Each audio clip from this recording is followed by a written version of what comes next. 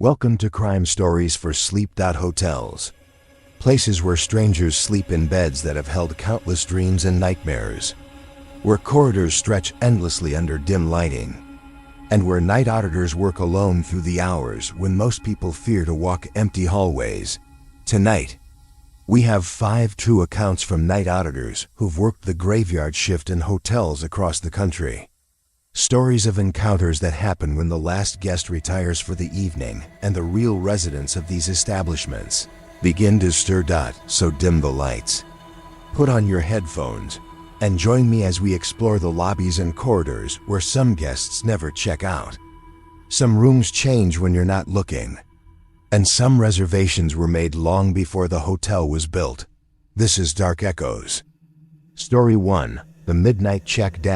My name is Sarah, and I worked as a night auditor at the Grand Central Hotel in downtown Indianapolis for 3 years. Built in 1924, the hotel was one of those classic establishments that prided itself on old-world charm and impeccable service. Marble floors, crystal chandeliers, and the kind of thick carpeting that absorbed sound and created an atmosphere of refined elegance.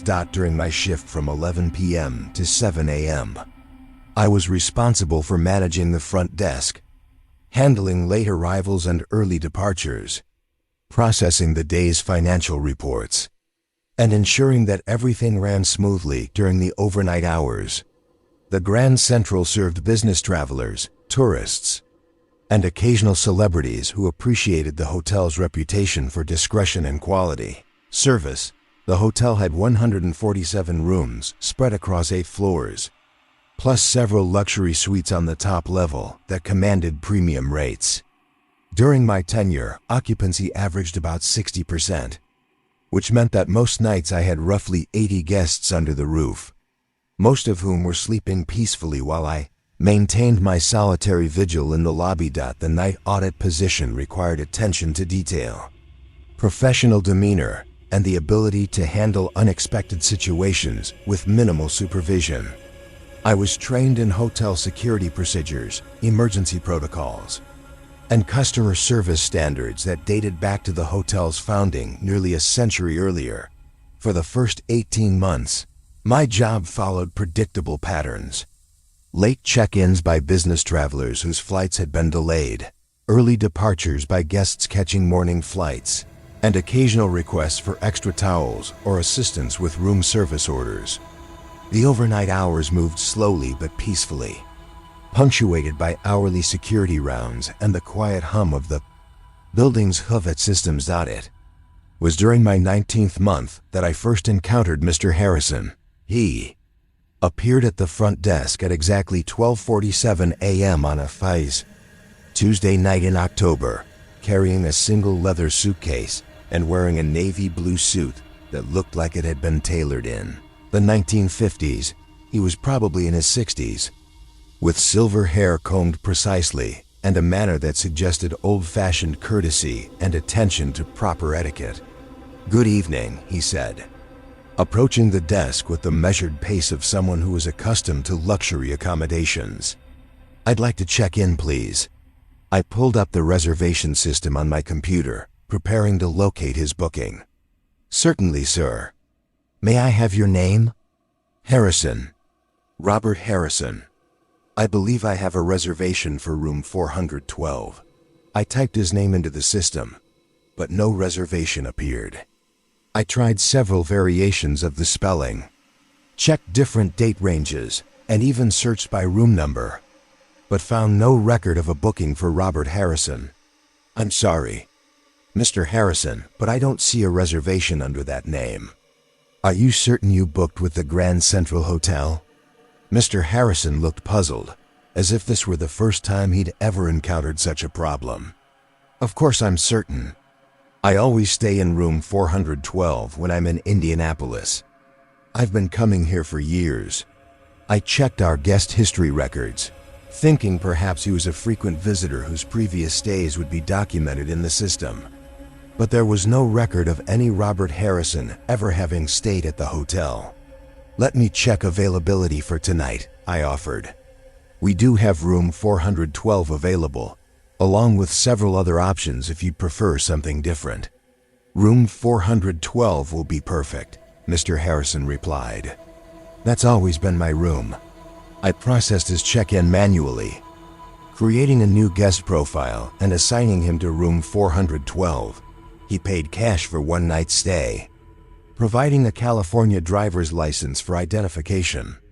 Everything about the transaction was routine, except for the absence of an advance reservation. Mr. Harrison thanked me politely, accepted his room key, and walked toward the elevator bank with the confident stride of someone who knew exactly where he was going. I watched him disappear into the elevator, and then returned to my other duties. The next morning, when the day shift arrived, I mentioned Mr. Harrison's late check-in to my supervisor. She reviewed the registration and noted that room 412 showed as occupied in our system, but when housekeeping went to service the room, they found it empty. The bed hadn't been slept in, no personal belongings were present, and there was no indication that anyone had used the room. The strange part was that Mr. Harrison hadn't checked out. There was no record of him returning his key or settling any additional charges. He had simply vanished, leaving behind a clean room and a growing mystery about his true identity. 3 weeks later, Mr. Harrison appeared at my desk again, same time, 12:47 a.m. exactly. Same navy blue suit, same leather suitcase, same courteous demeanor. He approached the front desk as if no time had passed since our previous encounter. "Good evening," he said. "I'd like to check in, please." "Robert Harrison, room 412. I stared at him for a moment, trying to determine if he was the same man or someone who merely resembled the previous guest. Everything about him was identical: his appearance, his clothing, even the way he positioned his suitcase beside the desk. "Mr. Harrison," I said carefully, "didn't you stay with us a few weeks ago?" He looked confused. "I don't believe so. This is my first time at the Grand Central Hotel, though I've heard excellent things about your establishment." I pulled up our guest records and showed him the previous registration. "According to our system, you checked in on October 15th. Same name, same room request." Mr. Harrison studied the computer screen with genuine puzzlement. "That's very strange. I don't recall making that reservation.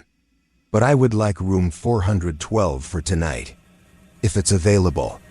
I went through the same check-in process, creating another guest profile and processing cash payment for room 412. Mr. Harrison thanked me, accepted his key, and walked toward the elevator with the same confident stride I had observed 3 weeks earlier. The next morning, the pattern repeated itself. Room 412 was found empty and unused, with no indication that Mr. Harrison had spent the night there or checked out through normal procedures. Over the following months, Mr. Harrison's appearances became a regular occurrence. Every 3 to 4 weeks, he would materialize at my desk at exactly 12:47 a.m. Request room 412, pay cash for one night, and disappear before morning without using the room or officially checking out. Each time, he claimed to have no memory of previous visits. Each time, he expressed surprise when I showed him records of his earlier registrations. And each time, he insisted that room 412 was his preference, though he couldn't explain why that particular room held significance for him. I started documenting these encounters more carefully, noting exact times, conversation details, and any variations in Mr. Harrison's appearance or behavior. What emerged was a pattern of perfect consistency that defied logical explanation. Mr. Harrison always wore the same navy blue suit, carried the same leather suitcase, and approached the desk with identical mannerisms.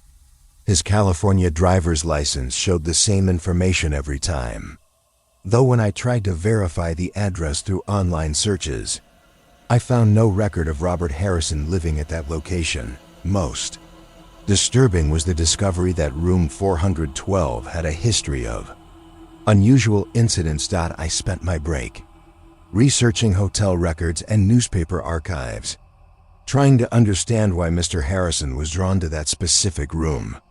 What I found was a pattern of unexplained deaths and disappearances connected to 412, dating back to the hotel's early years. In 1953, a traveling salesman named Robert Henderson had been found dead in room 412, apparently from a heart attack. In 1967, a business executive named Roger Hamilton had checked into 412 and vanished during the night, leaving behind all his personal belongings. In 1981, a conference attendee named Raymond Hartwell had suffered a fatal stroke while staying in 412. The names were different, but they shared common elements: Robert, Roger, Raymond, Harrison, Henderson, Hamilton, Hartwell. All middle-aged men traveling alone on business, all drawn to the same room where something prevented them from completing their stays. I began to suspect that Mr. Harrison wasn't a living guest at all, but some kind of spiritual echo of the men who had died in room 412 over the decades. He appeared regularly because he was still trying to complete a hotel stay that had been interrupted by death. Caught in a temporal loop that replayed the same check-in routine over and over again. During his next visit, I decided to test my theory when Mr. Harrison appeared at 12:47 a.m. requesting room 412. I told him that the room was currently occupied by another guest. I offered him several alternatives: 410, 414, or even a luxury suite on the 8th floor. Mr. Harrison's reaction was immediate and distressing. He became agitated, insisting that room 412 was his reservation and that he couldn't possibly stay anywhere else. His calm demeanor cracked, revealing anxiety that seemed rooted in something deeper than ordinary customer preference. "I must have 412, he said, his voice taking on an edge of desperation. "It's the only room where I can ... where I belong. Please check your system again." I pretended to review the computer records, then informed him that the previous guest had just checked out and that 412 was now available. Mr. Harrison's relief was palpable. His anxiety disappeared instantly, replaced by his usual courteous composure. "Thank you," he said. "I knew there must be some mistake. Room 412 is always available for me." But instead of completing the normal check-in process, I tried a different approach. "Mr. Harrison," I said gently, "can you tell me why room 412 is so important to you? Do you have special memories associated with it?" He paused, his expression becoming distant. "I'm not sure, actually. It just feels ... familiar, like I've been there before, though I can't recall when. It's the only place where I feel comfortable sleeping." "Do you remember anything about your previous visits to Indianapolis? Business meetings, conferences, anything that might explain why you keep returning?" Mr. Harrison struggled with the questions, his face showing the strain of trying to access memories that seemed just out of reach. "There was something important I needed to do here. Something urgent. But I can't quite remember what it was." We talked for another 10 minutes. Mr. Harrison described fragments of memories: a business presentation that had gone wrong, a client meeting that had been canceled, a phone call from home that he'd never been able to return. But the details remained vague, as if he were trying to recall a dream from decades earlier. When I asked about his family, his response was heartbreaking. "I think I have a wife," he said uncertainly. "Margaret, maybe. And children. But when I try to picture their faces, everything becomes fuzzy. They feel very far away." I realized that Mr. Harrison wasn't just trapped in a hotel check-in loop. He was trapped in the moments before his death, replaying the anxiety and confusion of a business trip that had ended tragically. He kept returning to room 412 because that's where his life had ended. And some part of him was still trying to complete the tasks that had brought him to Indianapolis. "Mr. Harrison," I said carefully, "what if I told you that your business in Indianapolis was finished? That whatever you came here to do has been taken care of and it's time to go home?" He looked at me with a mixture of hope and fear. "Are you certain?" "I've been worried that I was forgetting something important." "I'm certain," I lied. "Everything has been handled. Your family is waiting for you at home." For the first time since I'd known him, Mr. Harrison smiled with genuine happiness. "Thank you. I've been carrying this worry for so long. I'd forgotten what it felt like to be at peace." He picked up his leather suitcase and turned toward the hotel entrance instead of the elevator bank. "I think I'll go home now. Margaret will be wondering where I've been." I watched him walk across the marble lobby toward the front doors. But instead of exiting the hotel, he simply faded away, becoming translucent and then invisible before reaching the street. I never saw Robert Harrison again after that night. Room 412 remained available for regular guests, with no reports of unusual incidents or unexplained occurrences. The pattern of mysterious check-ins that had persisted for decades was finally broken. A few days later, one researched the men who had died in room 412 more thoroughly. Robert Henderson, the traveling salesman who died in 1953, had left behind a wife named Margaret and 2 young children. According to his obituary, he had come to Indianapolis for an important sales presentation that could have secured his family's financial future. Robert Henderson had checked into room 412 on the night before his presentation, suffered a fatal heart attack while reviewing his materials, and never had the opportunity to complete the business deal that had brought him to the city. For 70 years, some part of him had been returning to the Grand Central Hotel, trying to finish what he'd started. The other deaths in room 412 were probably men who had encountered his restless spirit and been affected by the anxiety and confusion that surrounded his unfinished business. By acknowledging his concerns and giving him permission to go home, I had finally helped Robert Henderson understand that his earthly obligations were complete and it was time to reunite with the family he had been separated from since 1953. I left the Grand Central Hotel 6 months later, not because of fear or discomfort, but because I felt like my role there had been fulfilled. I had helped a lost soul find peace after decades of confusion and worry. The new night auditor probably handles routine check-ins without ever encountering mysterious guests who pay cash for rooms they never use. But if someone matching Mr. Harrison's description ever appears at the front desk at 12:47 a.m. requesting room 412, I hope the staff will be patient with him, because some people get lost between checking in and going home, caught in the space between obligation and rest. And sometimes all they need is someone to tell them that their work is finished and their family is waiting. Story 2. The Lost Reservation. My name is Michael, and I worked as a night auditor at the Riverside Inn in Portland, Oregon for 2.5 years. The hotel was a mid-range establishment built in the 1960s, catering to business travelers, tourist families, and the occasional conference group. Nothing fancy, but clean, reliable, and professionally managed by a regional hotel chain. The Riverside Inn had 96 rooms across 4 floors, a small restaurant that closed at 9 p.m., and a modest lobby with seating areas for guests who wanted to read or use the complimentary Wi-Fi. My shift ran from 11 p.m. to 7 a.m., during which I handled check-ins, managed guest requests, processed daily reports, and maintained security for the property.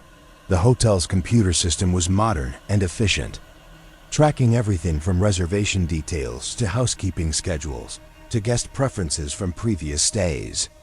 Every transaction was logged, every room change was documented, and every guest interaction was recorded for quality assurance and customer service follow-up. During my first year, I occasionally encountered minor glitches in the reservation system, duplicate bookings, incorrect dates, or rooms that showed as occupied when they were actually vacant. These were typical of any computerized system and were easily resolved with a few keystrokes and some basic troubleshooting. But during my second year, I started noticing reservation anomalies that couldn't be explained by ordinary computer malfunctions. It began with a booking for someone named Jennifer Walsh, room 237. Checking in on a Tuesday night in March, the reservation appeared normal in every respect. One night stay, single occupancy, payment by credit card, non-smoking room requested. But when I looked more closely at the details, several things didn't make sense. The reservation had been made in 1994, 29 years earlier. The credit card number was too short to be valid by current standards. The address listed was for a street in Portland that had been demolished in the 1980s to make way for a shopping center. I assumed this was a database error, perhaps old records that had been corrupted during system upgrades over the years. I deleted the reservation and continued with my other duties. The next night, the same reservation appeared again. Jennifer Walsh, room 237, same impossible details from 1994. I deleted it again, thinking that the database cleanup routines would eventually purge these obsolete records.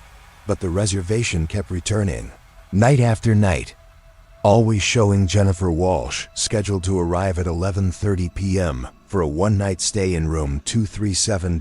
After a week of this pattern, I decided to investigate more thoroughly.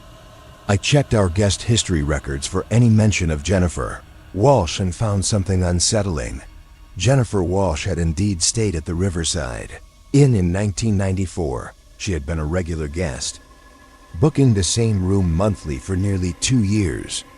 According to the records, she was a pharmaceutical sales representative who visited Portland regularly for business meetings with local hospitals and clinics. But Jennifer's stays had ended abruptly in December 1994, with no explanation or forwarding information. Her last reservation showed her checking in as usual, but never checking out. The room had been found empty the next morning, with no sign of her departure or any indication of where she had gone. I contacted our general manager about the recurring reservation anomaly, and she helped me research Jennifer Walsh's disappearance more thoroughly. What we discovered was troubling. According to newspaper archives from December 1994, Jennifer Walsh had been reported missing by her family after failing to return home from a business trip to Portland. Her rental car was found in the hotel parking lot. Her luggage was still in room 237, and there were no signs of foul play or voluntary departure. The police investigation had concluded that Jennifer had likely left the hotel voluntarily for reasons unknown, but her family insisted that she would never have abandoned her possessions or failed to contact them about a change in plans. The case remained unsolved, and Jennifer Walsh was never seen again. But according to our computer system, she was still trying to check in every night. 29 years after her disappearance, I started monitoring room 237 more closely, trying to understand what happened during the hours when Jennifer's ghost reservation showed her as scheduled to arrive. Room 237 was a standard double room on the second floor, facing the parking lot. During normal occupancy by living guests, it functioned exactly like every other room in the hotel. But on nights when no one was booked into 237, strange things began happening around 11:30 p.m. The phone in room 237 would ring exactly 3 times, then stop. The lights would turn on for approximately 10 minutes, then turn off again. The heating system would activate, raising the room temperature to 74 degrees, which according to our records was Jennifer's preferred setting during her previous stays. Most unsettling was the discovery that the room's electronic lock showed access attempts every night at 11:30 p.m. Someone or something was trying to enter room 237 using a key card, but the lock never granted access. The attempts continued for several minutes, then stopped until the following night. I decided to position myself outside room 237 during one of these electronic access attempts, hoping to observe what was causing the lock system to register keycard usage. At 11:30 p.m. sharp, I heard the sound of footsteps in the corridor, approaching room 237 from the direction of the elevator bank. The footsteps had a distinctive pattern, quick, purposeful, with the sharp click of high-heeled shoes against the carpeted hallway. I couldn't see anyone walking toward room 237, but the footsteps were clearly audible. They stopped directly in front of the room, and I heard the electronic beep of a keycard being swiped through the lock reader. The lock responded with its standard "access denied" sound, two quick beeps that indicated an invalid or expired keycard. The swiping attempts continued for approximately 3 minutes, with growing frequency, as if someone were becoming frustrated with the malfunctioning lock. Then, I heard something that made my blood run cold. A woman's voice, speaking in frustrated tones. Come on. Why isn't this working? I'm exhausted. Asterisk. The voice was clear and distinct, belonging to someone who was standing less than 10 feet away from me. But the corridor was empty. I was alone in the hallway, listening to the complaints of an invisible woman who couldn't get her keycard to work. The attempts at the lock continued for another minute, then stopped. The footsteps resumed, moving away from room 237 toward the elevator bank. I heard the soft ding of the elevator arriving, followed by the sound of doors opening and closing, but the elevator never moved. According to the indicator lights, it remained on the second floor with no passengers inside. I spent the rest of my shift researching Jennifer Walsh's background more thoroughly, trying to understand what had trapped her in this nightly routine of attempting to check into a room she could never access. According to her employment records, Jennifer had been dedicated to her work as a pharmaceutical sales representative. She traveled constantly, staying in hotels across the Pacific Northwest, while building relationships with medical professionals and promoting new medications. Her colleagues described her as professional, reliable, and deeply committed to helping patients access better treatments. She worked long hours, often arriving at hotels late in the evening after full days of client meetings and presentations. Jennifer's job had also been stressful and demanding.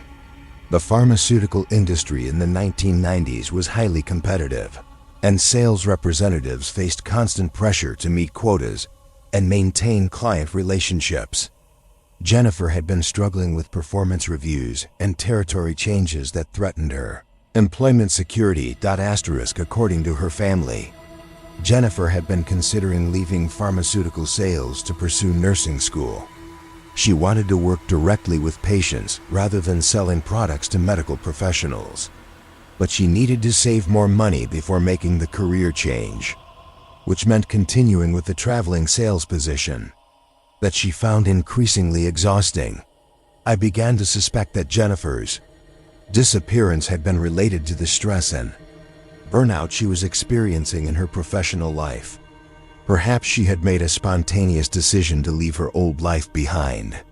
But something had gone wrong during her escape from the hotel room that night in December 1994, during Jennifer's next attempt to access room 237. I decided to try communicating with her. At 11:30 p.m. I positioned myself in the hallway and waited for the familiar sound of high-heeled footsteps.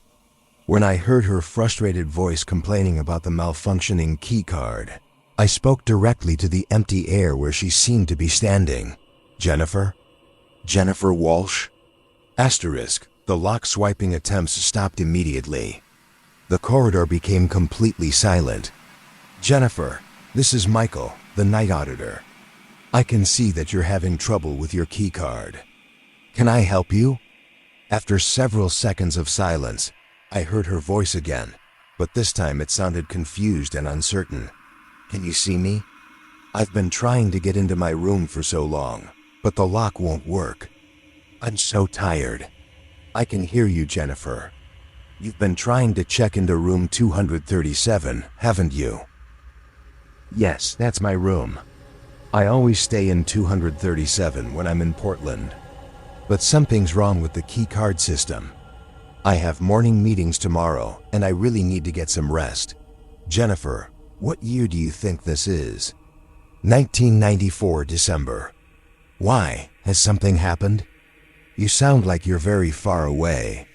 I realized that Jennifer was trapped in the moment of her disappearance, reliving the same attempt to check into her hotel room over and over again. She had no awareness that 29 years had passed or that her physical body had vanished during that December night in 1994. Jennifer, I'm going to help you get into your room, I said. But first, can you tell me about your meetings tomorrow? What's so important about them? Johnson & Johnson is launching a new cardiac medication, she replied.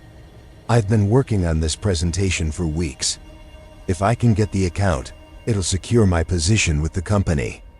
I can finally stop worrying about the territory changes. Jennifer described her business situation in detail.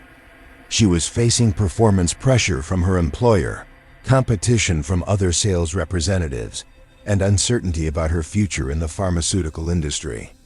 The Portland account represented a crucial opportunity to prove her value to the company and stabilize her career. But underneath her professional concerns, I could hear deeper anxiety about her life direction. She talked about feeling trapped in a career that no longer brought her satisfaction, about wanting to make a more direct contribution to patient care, and about the financial pressures that prevented her from pursuing nursing school. Jennifer, I said carefully, what if I told you that the nursing program you've been thinking about has a scholarship available? A full scholarship that would cover tuition and living expenses. That's impossible, she replied. I've looked into every program in the state. There are no scholarships for career changers my age. There is now.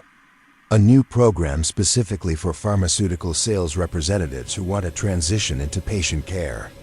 You have the medical knowledge, the communication skills, and the dedication they're looking for. I heard her footsteps moving closer to where I was standing. Are you serious? How do I apply? The application process starts at the nursing school, not here at the hotel. You need to leave room 237 and drive directly to the university campus. They're waiting for you, but my meeting's tomorrow. The Johnson & Johnson account will still be there when you finish nursing school. But this scholarship opportunity won't wait. You have to choose, secure your current position or pursue your real calling. The corridor was silent for nearly a minute. Then Jennifer spoke again, her voice filled with a mixture of excitement and fear. You're right. I've been putting off this decision for too long. The pharmaceutical job pays well, but it's not what I really want to do with my life. Then go, Jennifer. Leave the hotel, drive to the university, and apply for the nursing program. Your real career is waiting for you. I heard her footsteps moving away from room 237, but this time they headed toward the stairwell instead of the elevator. The sound faded as she descended to the lobby level, and I never heard Jennifer's voice again. The next morning, I checked our security cameras for any record of the encounter. The footage showed me standing alone in the hallway, apparently talking to myself for approximately 15 minutes. But at exactly 11:45 p.m., the lobby cameras captured something extraordinary. A woman in 1990s business attire walked across the lobby toward the front entrance, moving with purpose and determination. She was translucent, visible only for a few seconds. But clearly someone leaving the hotel voluntarily. It was Jennifer Walsh. Finally checking out after 29 years, the recurring reservation. Anomalies stopped appearing in our system after that night. Room 237 returned to normal operations with no mysterious phone calls, light activations, or lock access attempts. Jennifer had finally found the courage to leave her safe but unfulfilling hotel routine and pursue the nursing career she had always wanted. I left the Riverside in several months later to take a position with better career advancement opportunities But I often think about Jennifer Walsh and the choice she made that December night in 1994. She had been trapped not by supernatural forces or unfinished business, but by indecision and fear of change. For 29 years, she had been replaying the same night over and over again, caught between the security of her current position and the uncertainty of pursuing her dreams. Sometimes all it takes to break free from that kind of loop is someone reminding you that the future you really want is worth the risk of leaving behind the life you think you're supposed to. Live. The new night auditor at the Riverside Inn probably processes reservations without ever encountering ghost bookings from decades past. But if any impossible reservations ever appear in the system, I hope the staff will take a moment to research the guest story, because some people get lost between checking in and checking out, caught in the space between obligation and aspiration. And sometimes all they need is permission to finally leave the safe room and walk toward the life they've always wanted to live. Story 3. The Third Floor Walker. My name is David, and I worked as a night auditor at the Mountain View Lodge in Denver, Colorado for 4 years. Built in 1978, the lodge was a 6-story hotel that catered to tourists visiting the Rocky Mountains, business travelers, and conference groups. The building had a rustic exterior designed to blend with Colorado's mountain aesthetic, but the interior was modern and efficiently laid out.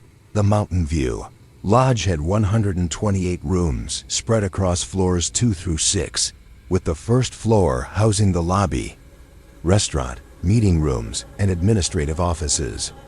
Each floor was arranged with rooms along both sides of a central corridor, creating a standard hotel layout that was easy to navigate and maintain. My responsibilities during the 11 p.m. to 7 a.m. shift included front desk management, security rounds, guest assistance, and processing the overnight reports that summarized daily operations. Most of my time was spent at the front desk, but I was required to conduct hourly walking tours of each floor to ensure guest safety and identify any maintenance issues that needed attention. The hotel's layout was straightforward and logical. The central elevator bank served all floors, with clearly marked exit signs pointing to emergency stairwells at each end of the building.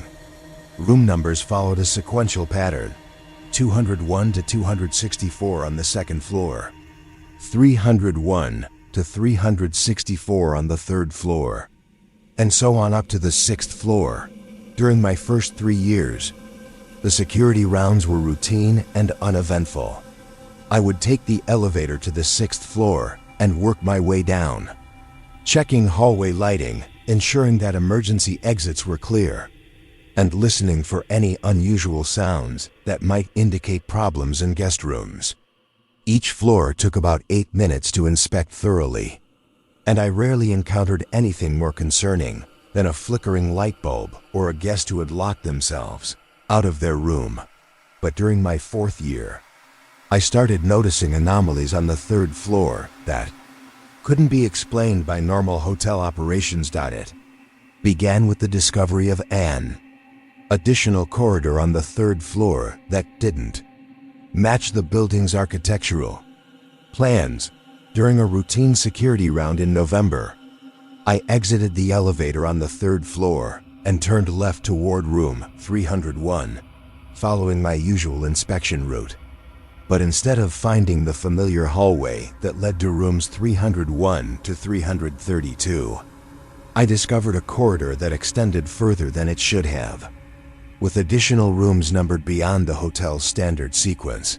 The hallway continued past room 332, leading to rooms 333, 334, 335, and further into the building than the exterior walls should have allowed. The additional corridor was identical in appearance to the rest of the 3rd floor: same carpeting, same lighting, same door styles and room numbering system. I walked the entire length of this extended hallway, counting 42 additional rooms that shouldn't have existed according to the hotel's floor plans. The corridor ended at a fire exit door that opened onto a stairwell I'd never seen before, confused and concerned about the building's safety systems. I returned to the front desk and reviewed the hotel's architectural drawings. According to the official blueprints, the third floor had exactly 64 rooms arranged in the standard layout. There was no indication of additional corridors or extra room, numbers beyond 364. I called my supervisor to report the discrepancy, but she was skeptical of my description. She suggested that I might have become disoriented during the security round or perhaps taken a wrong turn in an unfamiliar part of the building. The next night, I returned to the third floor with a floor plan and a measuring tape, determined to document the anomalous corridor. But when I exited the elevator and turned left toward room 301, I found only the standard hallway ending at room 332. The extended corridor had disappeared. I spent an hour searching the third floor, checking every possible route and examining every doorway. The additional rooms, the extended hallway, and the mysterious stairwell were nowhere to be found. The third floor matched the architectural drawings exactly. Over the following weeks, the extended corridor appeared and disappeared randomly during my security rounds. Sometimes I would find it exactly as I had described, a perfect extension of the existing hallway with 42 additional rooms. Other times, the third floor would be normal, ending at room 332, as it should according to the building plans. I started documenting these occurrences carefully, noting the exact time, weather conditions, and occupancy levels that might correlate with the appearance of the impossible corridor. What I discovered was that the extended hallway only appeared when the third floor's occupancy was below 30%. On nights when most of the third floor rooms were occupied by guests, the layout remained normal. But when the floor was largely empty, with only a few guests scattered among the available rooms, the additional corridor would manifest during my security rounds. I began to suspect that the Mountain View Lodge had been built on the site of an earlier structure, and that the extended corridor was some kind of architectural ghost, a remnant of a previous building that became visible under certain conditions. Research into the hotel's construction history confirmed my suspicions. The Mountain View Lodge had indeed been built on the foundation of the old Denver Mountain Hotel, which had operated from 1923 to 1976, before being demolished to make way for the new structure. The original Denver Mountain Hotel had been larger than the current building, with more rooms and a different internal layout.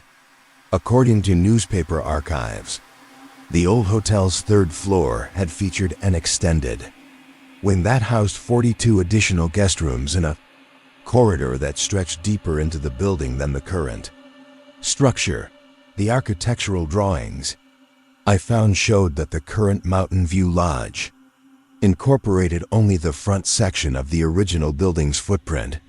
The rear section, where the extended corridor had been located, was now part of the hotel's parking lot, but somehow, the demolished corridor continued to exist in some form, appearing to night auditors who walked the third floor when conditions were right for viewing architectural remnants from the past.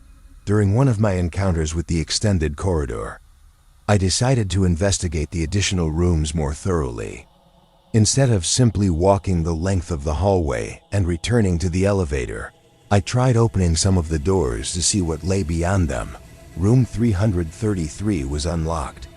When I opened the door, I found a guest room that was identical to the current hotel's accommodations, but decorated in a style that seemed much older. The furniture looked like it belonged in the 1940s or 1950s, and the bathroom fixtures were vintage models that predated the current building by decades. More unsettling was the fact that the room appeared to be occupied. Personal belongings were arranged on the dresser and nightstand. A man's leather wallet, a pocket watch, and several items of clothing laid out as if someone had been preparing for an important meeting.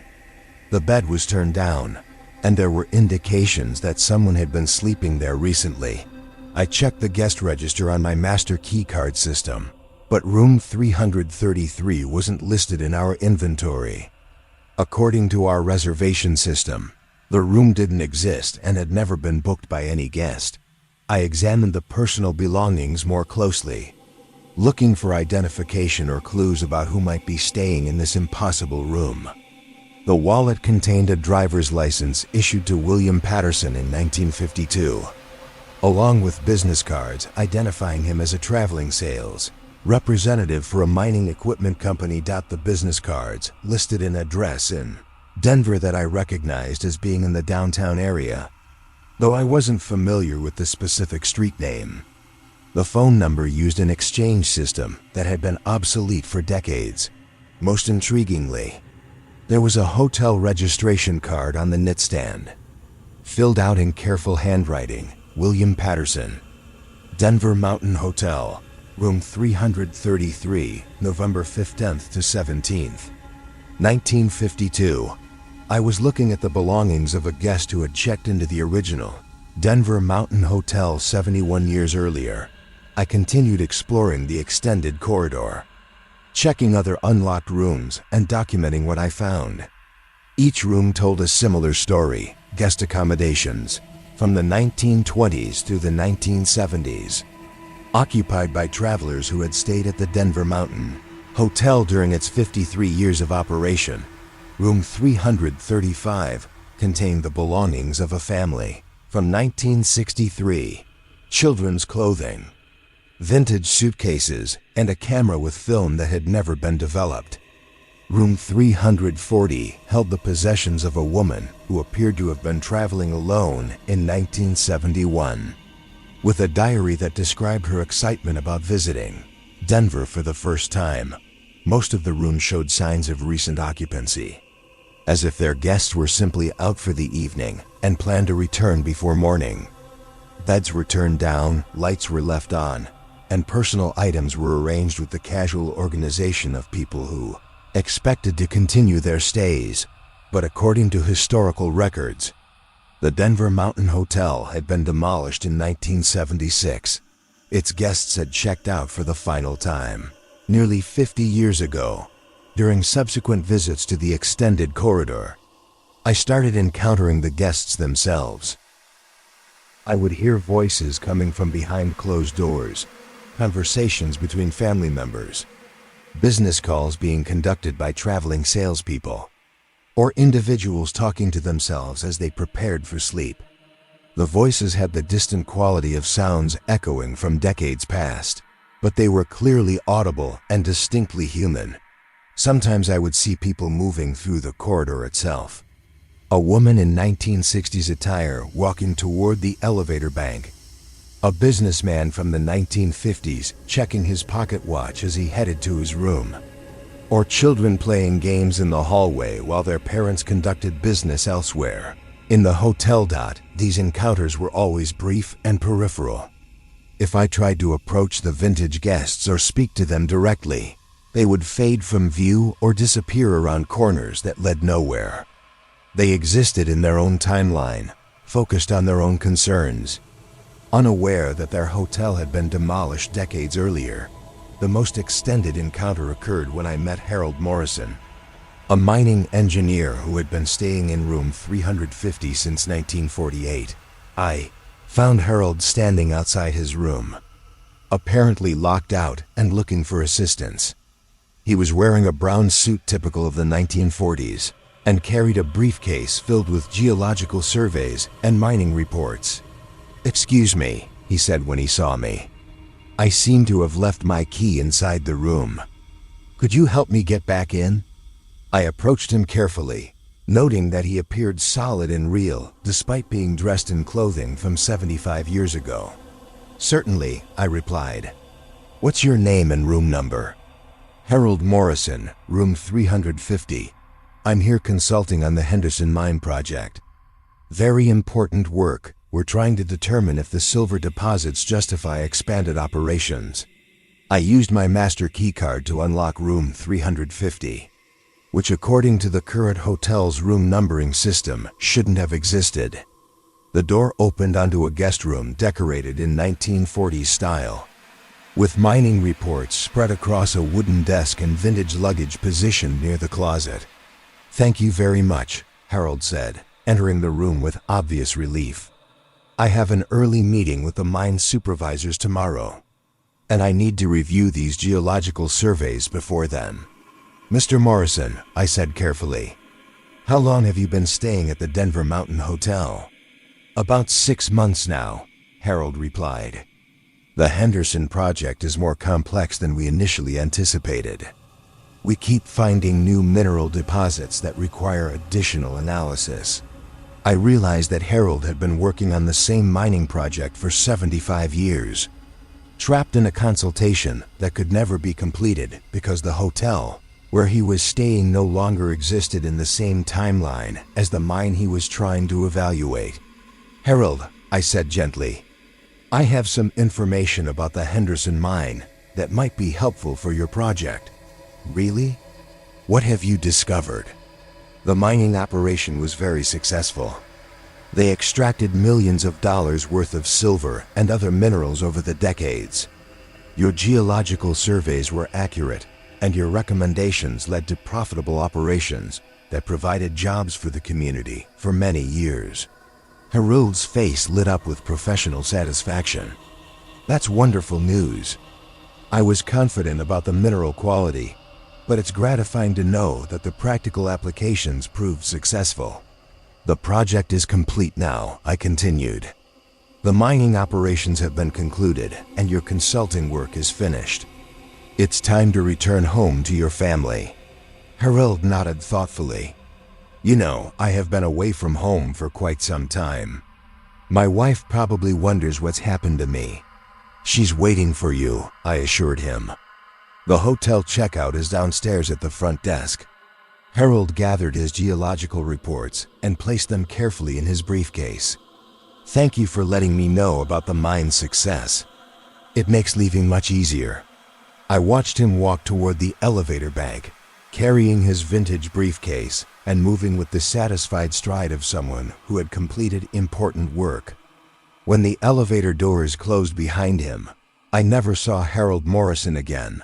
Over my remaining months at the Mountain View Lodge, I encountered several other guests from the original Denver Mountain Hotel and helped them understand that their stays were complete and it was time to check out. Each of them had been trapped in unfinished business, work projects that needed completion, family obligations that required resolution, or personal goals that seemed perpetually just out of reach. By acknowledging their achievements and giving them permission to conclude their stays, I was able to help them move on from the demolished hotel where they had been caught between checking in and checking out for decades. I left the Mountain View Lodge when I was offered a management position with a larger hotel chain. The extended third-floor corridor continued to appear occasionally, but fewer vintage guests seemed to be staying there. Most of them had finally checked out and gone home to families who had been waiting since the middle of the 20th century. The new night auditor probably conducts security rounds without ever encountering architectural anomalies or guests from previous buildings. But if the third floor ever seems longer than it should be, I hope the staff will be patient with any vintage travelers they might encounter, because some hotels exist in multiple time periods simultaneously, serving guests who checked in decades ago and have been waiting for the right moment to complete their stays.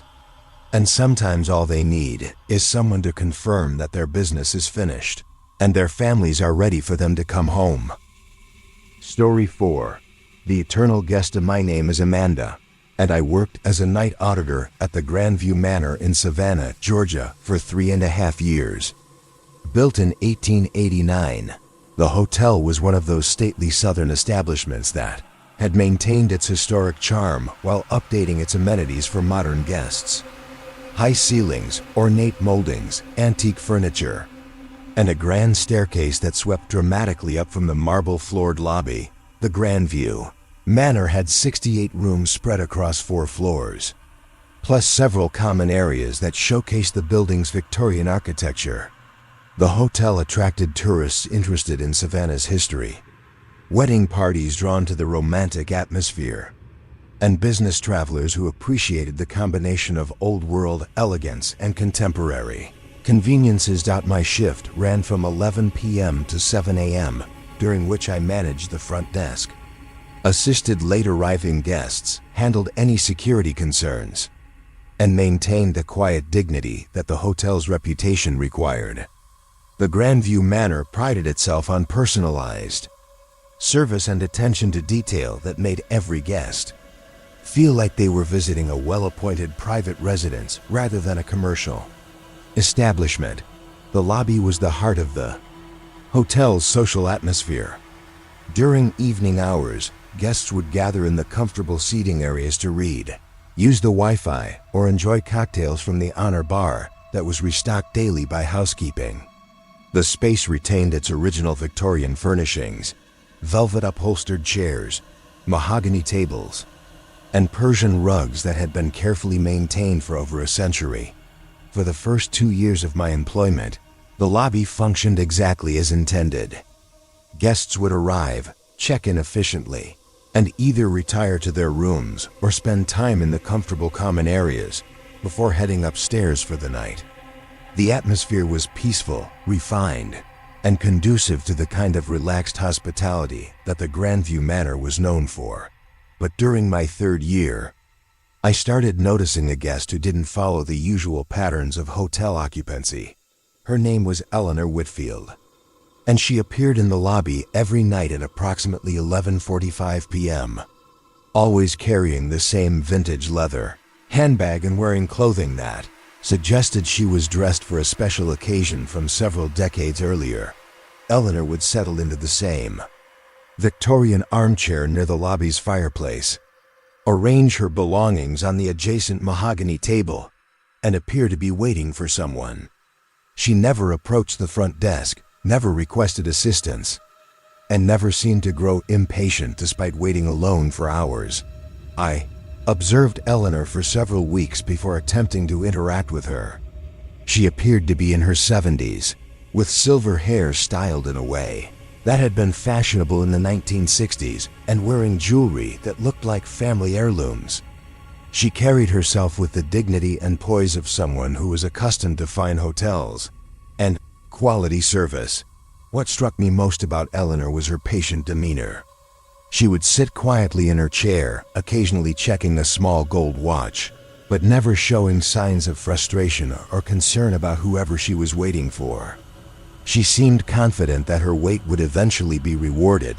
During one particularly quiet night in February, I decided to approach Eleanor and offer assistance. "Good evening, ma'am," I said, walking over to her usual chair near the fireplace. "I'm Amanda, the night auditor here. Is there anything I can help you with tonight?" Eleanor looked up with a warm smile that suggested she was pleased to have someone to talk with. "How thoughtful of you, dear. I'm Eleanor Whitfield. I'm waiting for my husband to join me for our anniversary dinner. He said he would meet me in the lobby at midnight." I glanced at the grandfather clock in the corner of the lobby. It was already 12:30 a.m. "Has he been delayed?" I asked gently. Sometimes business meetings run longer than expected. Eleanor's expression showed mild concern, but no real alarm. "Charles is very punctual, so this is unusual for him. But I'm sure he has a good reason for being late. He would never miss our anniversary dinner without an explanation." We talked for several minutes about Eleanor's husband and their anniversary plans. She described Charles as a successful businessman who traveled frequently but always made time for important family occasions. According to Eleanor, they had been coming to the Grandview Manor for anniversary dinners since 1962, when Charles had proposed to her in the hotel's restaurant. "The Grandview Manor holds special memories for us," Eleanor explained. "Charles always reserves the same table in the restaurant, and we always stay in room 203 afterward. It's become our tradition." I checked our reservation system for any bookings under the name Whitfield, but found no current or future reservations. I also verified that room 203 was currently occupied by other guests who had checked in that afternoon. "Mrs. Whitfield," I said carefully, "are you certain your anniversary dinner was scheduled for tonight? Sometimes dates can be confusing, especially when travel is involved." Eleanor opened her vintage handbag and showed me what appeared to be a dinner reservation card from the hotel's restaurant. The card was written in elegant script: "Mr. and Mrs. Charles Whitfield. Anniversary dinner, November 15th, 1987. 12 o'clock midnight. The reservation was for 36 years ago." "Eleanor," I asked gently, "what year do you think this is?" She looked puzzled by the question. 1987, of course. November 15th, our 25th wedding anniversary. Charles specifically requested the midnight seating because he thought it would be romantic to celebrate as our anniversary date officially began. I realized that Eleanor was trapped in the evening of November 15th, 1987, waiting for an anniversary dinner that had been scheduled 36 years earlier. She had no awareness that decades had passed or that Charles was no longer coming to meet her. "Eleanor, can you tell me about your afternoon before coming to the hotel? What did you do to prepare for tonight?" "I spent hours getting ready," she replied with obvious pleasure. "This is such a special anniversary. 25 years of marriage deserves proper celebration. I wore my grandmother's pearls and the blue dress that Charles bought for me in Paris last year." Eleanor described her preparation for the anniversary dinner in vivid detail. The care she had taken with her appearance, her excitement about seeing Charles, and her anticipation of the romantic evening they had planned. Her memories of November 15th, 1987 were clear and immediate, as if she were reliving the experience in real time. But when I asked about events from other time periods, her responses became vague and uncertain. "Eleanor, do you remember your 30th anniversary? Or your 40th? She struggled with these questions, her expression becoming confused. "I'm not sure what you mean. Tonight is our 25th anniversary. We haven't reached 30 years yet." I spent the rest of that shift talking with Eleanor about her life and marriage. She described Charles with obvious love and admiration, sharing stories about their courtship, their wedding, and the years they had spent building a life together. She talked about their 2 children, their home in Savannah's historic district, and Charles's successful law practice. But all of Eleanor's memories ended in 1987. She had no recollection of events beyond November 15th of that year. As if her personal timeline had stopped on the night she came to the Grandview Manor to wait for Charles. Over the following weeks, I researched Eleanor and Charles Whitfield's history. What I found was both heartbreaking and illuminating. Charles and Eleanor Whitfield had indeed been regular guests at the Grandview Manor, celebrating their anniversary at the hotel every year from 1962 through 1986. They were well known in Savannah's social circles, active in local charities, and considered to be one of the community's most devoted couples. But their tradition had ended tragically in 1987. According to newspaper reports, Charles Whitfield had died suddenly of a heart attack on the afternoon of November 15th, 1987. While preparing to leave his law office for his anniversary dinner with Eleanor, Eleanor had arrived at the Grandview Manor at 11:45 p.m. as planned, unaware that Charles had died hours earlier. She had waited in the lobby until hotel staff gently informed her of her husband's death around 3 a.m. When family members had finally located her at the hotel, the newspaper article described Eleanor's shock and grief upon learning of Charles's death. She had been so focused on their anniversary celebration that she hadn't realized anything was wrong when he failed to arrive at their usual meeting time. But according to my nightly observations, some part of Eleanor had never accepted the news of Charles's death. She continued to arrive at the Grandview Manor every night at 11:45 p.m., dressed for their anniversary dinner, waiting for a husband who would never be able to join her. The historical records showed that Eleanor had lived for 11 more years after Charles's death, maintaining their home and staying connected with friends and family. But she had never returned to the Grandview Manor, apparently unable to face the place where she had learned of her husband's death. Eleanor Whitfield had died in 1998, but some part of her had remained at the Grandview Manor, trapped in the anticipation and joy she had felt before learning of Charles's death. During our subsequent conversations, I tried to help Eleanor understand her situation without causing additional trauma. "Eleanor," I said one night, "I've been thinking about Charles's absence. Have you considered that he might not be able to join you for dinner tonight?" Her face showed the first signs of real concern that I had observed.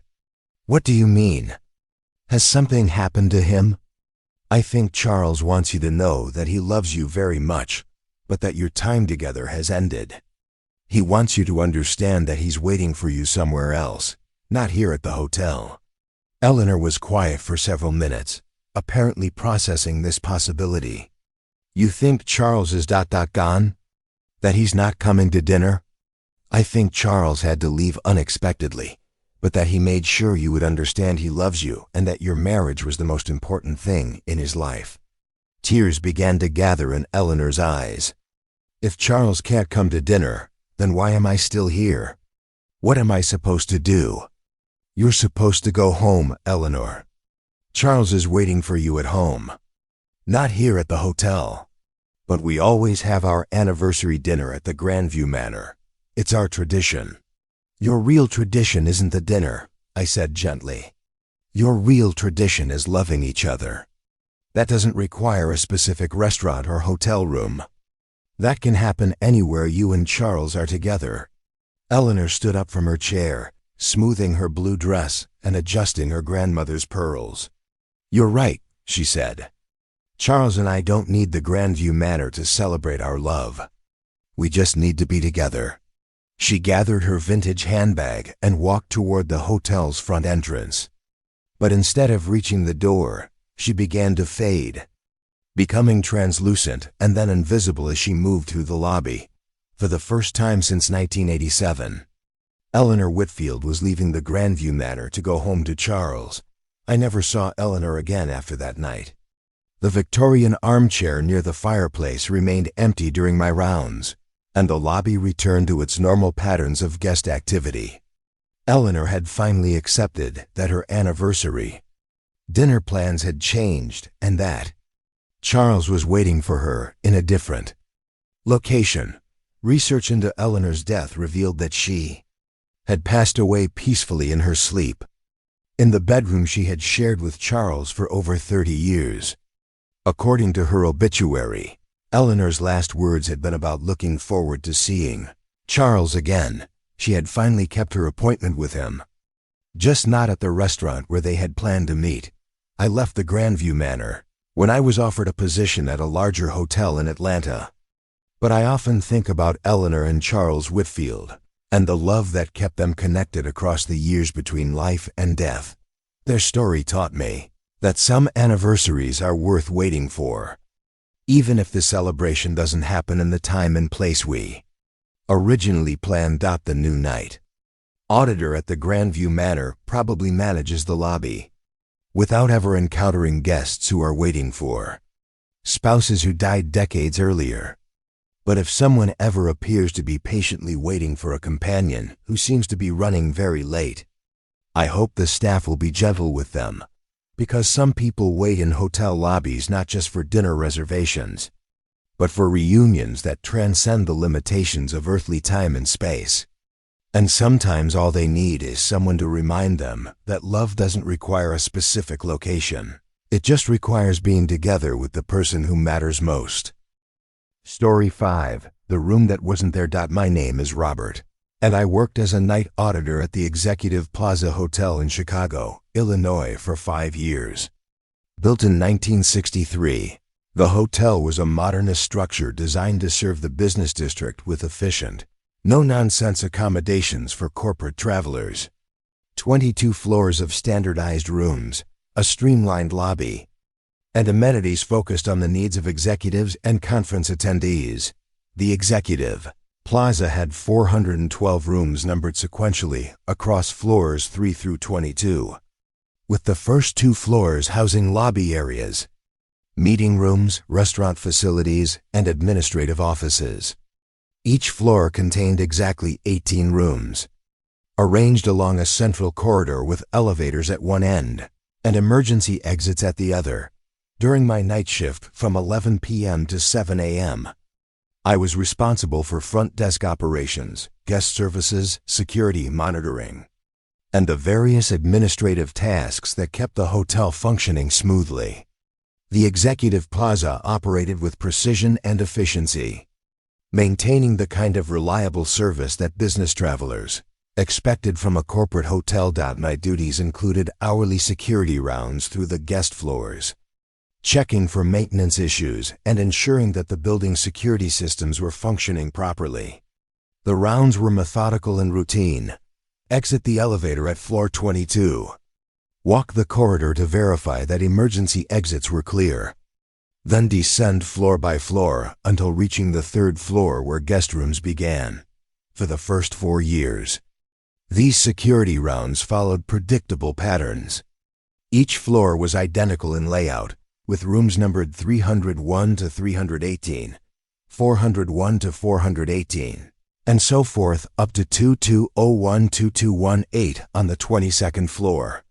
The building's design was logical, efficient, and completely consistent from floor to floor. But during my 5th year, I started noticing an anomaly that appeared only during a very specific time window between 3 a.m. and 4 a.m. An additional room would manifest on the 14th floor. The 14th floor normally contained rooms 1401 through 1418, arranged along a straight corridor with the elevator bank at one end and the emergency exit at the other. But during the 3 a.m. hour, a new room would appear at the end of the hallway beyond the emergency exit, room 1419. The first time I noticed room 1419, I assumed it was a numbering error or some kind of optical illusion caused by fatigue. But when I approached the door, it appeared completely solid and real, with a standard hotel room number plaque and an electronic lock identical to every other room in the building. According to the hotel's floor plans, room 1419 couldn't exist. The building's exterior wall ran directly behind where the door appeared, and there was no structural space for an additional room in that location. But there it was, a hotel room that materialized for exactly 1 hour every night, then disappeared before my 4 a.m. security round. I began timing my 14th floor visits more precisely, trying to observe the moment when room 1419 appeared and disappeared. What I discovered was that the manifestation occurred gradually rather than suddenly. At 2:58 a.m., the corridor would end normally at the emergency exit door. By 3:02 a.m., there would be a faint outline of an additional door visible in the wall beyond the exit. By 3:05 a.m., room 1419 would be fully materialized and accessible. The reverse process occurred between 3:55 a.m. and 4:02 a.m., with the room gradually fading from view until the corridor returned to its normal configuration. During the peak materialization period, room 1419 appeared completely real and functional. The electronic lock responded to my master keycard. The door opened onto a standard business hotel room, and all the fixtures and furnishings were identical to other rooms throughout the building. But room 1419 was always occupied. The first time I opened the door, I found a businessman in his 50s sitting at the room's desk, working on what appeared to be a presentation for an important meeting. He was wearing a dark suit and had papers spread across the desk surface, along with charts and graphs that looked like financial projections. "Excuse me," I said, stepping into the doorway. "I'm sorry to disturb you, I'm conducting a security check. The businessman looked up from his work with a polite but slightly annoyed expression. Security check? Is there some kind of problem? No, sir. Just routine. I wasn't aware that this room was occupied tonight.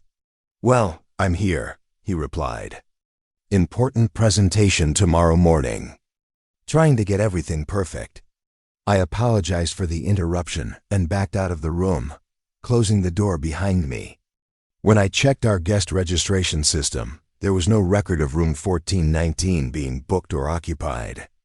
According to our computer, the room didn't exist. The next night, I returned to room 1419 during its manifestation window.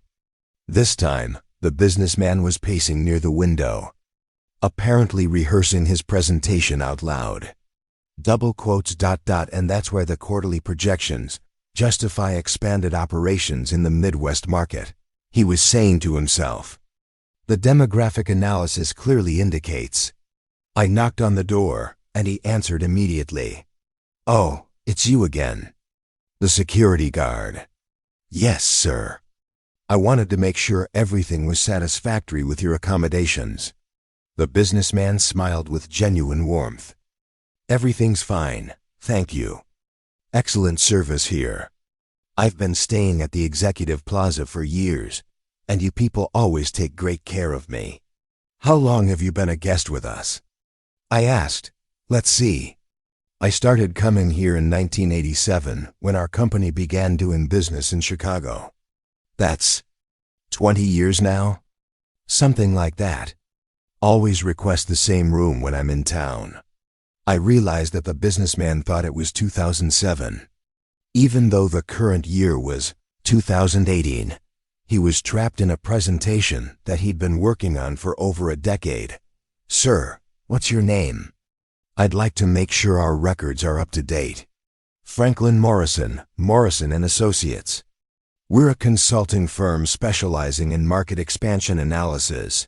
Mr. Morrison, what company are you presenting to tomorrow? Henderson Industries. Big automotive parts manufacturer.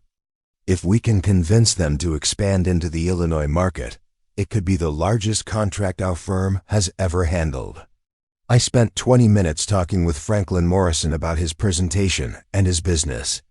He described the Henderson Industries project in detail. Months of research, market analysis, demographic studies, and financial projections that would support a major business expansion. According to Franklin, this presentation represented years of work and the potential to secure his consulting firm's financial future. He had been staying at the Executive Plaza for 2 weeks, fine-tuning every aspect of his proposal to ensure that nothing was left to chance. This is the opportunity I've been working toward my entire career, Franklin explained. If Henderson Industries accepts our recommendations, it will validate everything I've built with Morrison and Associates. But there was an underlying anxiety in Franklin's demeanor that suggested he wasn't completely confident about the presentation's success. He mentioned concerns about competing proposals, doubts about whether his research was comprehensive enough, and fears that he might have overlooked important factors in his analysis. Mr. Morrison, I said carefully, what if I told you that your presentation was successful, that Henderson Industries accepted your recommendations, and that the project was everything you hoped it would be? Franklin's face lit up with excitement and relief. Really? How do you know that? I have access to business information through the hotel's corporate database, I lied. Henderson Industries implemented your expansion plan, and it was extremely successful. Your consulting firm became one of the most respected companies in the industry. That's incredible news, Franklin said. I've been so worried about this presentation. It means everything to me and my business partners. The success exceeded all your projections, I continued. Henderson Industries expanded operations exactly as you recommended, created hundreds of jobs, and generated profits that validated your market analysis. Your reputation as a consultant was established by this project. Franklin sat down in the room's desk chair, apparently overwhelmed by the implications of this information. "You know," he said, "if the Henderson Industries project was that successful, then I've accomplished what I set out to do. My firm is established, my reputation is secure, and I can finally relax knowing that my career was meaningful." "That's exactly right, Mr. Morrison. Your work is finished. It's time to go home to your family." Franklin began gathering the papers from his desk, organizing them carefully in his briefcase. "I should call my wife and tell her the good news. She's been so supportive during all the long nights and business trips. She deserves to know that everything worked out." "She's waiting for you at home," I assured him. "She knows how hard you've worked, and she's proud of what you've accomplished." Franklin stood up, straightened his tie, and picked up his briefcase. "Thank you for letting me know about the Henderson Industries' success. I feel like a huge weight has been lifted from my shoulders." He walked toward the room's door, but instead of opening it, he simply faded away, along with all his papers, his briefcase, and his years of accumulated anxiety about a business presentation that had been completed more than a decade earlier. Room 1419 continued to appear nightly between 3 a.m. and 4 a.m., but Franklin Morrison was no longer working at the desk. Instead, I began encountering other business travelers who were trapped in important meetings, presentations, and negotiations that they couldn't quite complete. A pharmaceutical sales representative who had been trying to close a major account since 1994, a software consultant who had been debugging code for a crucial project since 2003, a financial advisor who had been preparing for a client meeting that could save her career since 2009. Each of them was caught in the moment before their most important professional achievement, replaying their preparation and anxiety, while being unable to move forward to the success that waited just beyond their fears. I helped each of them by providing information about the successful outcomes of their work. The pharmaceutical sales representative learned that her account had generated millions in revenue. The software consultant discovered that his code had become the foundation for a revolutionary application. The financial advisor found out that her client meeting had saved not just her career but her entire firm. By acknowledging their achievements and giving them permission to stop working, I was able to help them move on from the hotel room where they had been trapped in endless preparation for meetings that had already been successfully completed. During my final month at the Executive Plaza, Room 1419 appeared empty during its manifestation window. The business travelers who had been stuck there for years had finally checked out and gone home to families who had been waiting to celebrate their professional successes. I left the Executive Plaza when I was promoted to a management position with the hotel chain's regional office. But I learned something important from my time working with Room 1419 and its temporary residents.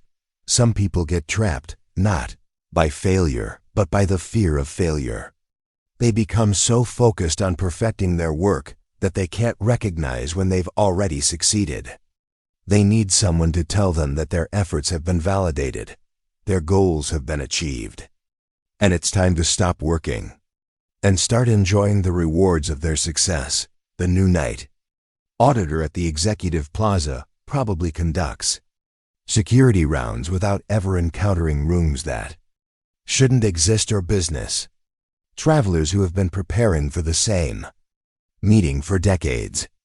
But if Room 1419 ever appears again between 3 a.m. and 4 a.m., I hope the staff will be patient with anyone they find working there, because some hotel rooms exist outside normal time and space, serving as temporary workspaces for people who can't quite finish the projects that define their lives.